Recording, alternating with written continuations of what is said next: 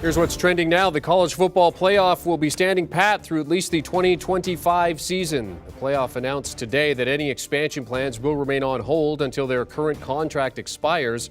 Our college football writer Barrett Sallee says that's no surprise with so much on the plate already.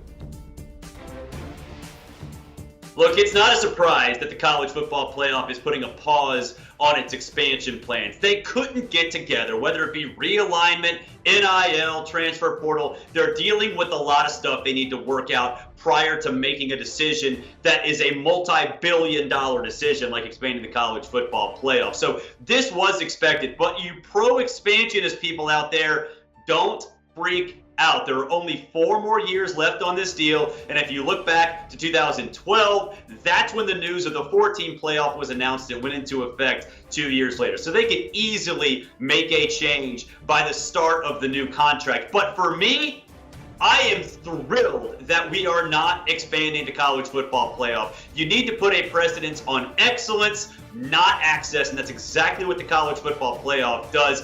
The season is judged by the landscape that is given to us on a silver platter for the first 3 months of the regular season. It isn't by division, it isn't by conference, it isn't by geography. It's based on how each individual season plays out. I love that, especially for a sport where not all teams are created equal and there are 131 teams vying for postseason berths. It's different than college hoops. It's different than the NFL. It's different from Major League Baseball.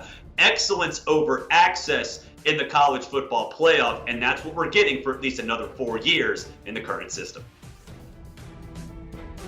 Here's what Bill Hancock had to say about expansion on Friday. The Board of Managers has accepted a recommendation from the Management Committee to continue the current 4-team playoff for the next 4 years, as called for in the CFP's original 12-year plan. At the same time, the board expects the Management Committee to continue its discussions of a new format that would go into effect for the 2026-27 season. Even though the outcome did not lead to a recommendation for an early expansion before the end of the current 12-year contract, the discussions have been helpful and informative. So, expansion means you'll continue to see 5 and 6 seeds left out of the college football playoff. That is usually a significant bone of contention among fans. As you take a look the past 3 seasons, these are the teams that have been excluded from the playoff.